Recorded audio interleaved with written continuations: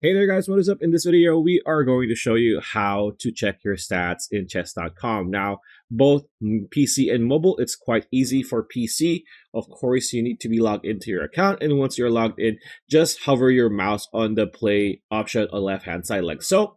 This slide pop-up will appear and you can see stats here as the fourth option. So you click on this. There you go. And here you're going to see your stats for your account. And these are my stats for this account here. Now, when it comes to your mobile device, if you're playing on mobile, you want to click on the more option on the lower right corner of your screen with the three lines like so. And here, the very first option is going to be your stats. So all you need to do is tap on it like so. There you go. And as you can see, it's going to be the same stat because it's going to be the same account. So that's pretty much it. That's a video. Hope you liked it. Like, comment, share, subscribe, ring that bell icon. We will see you on the next video.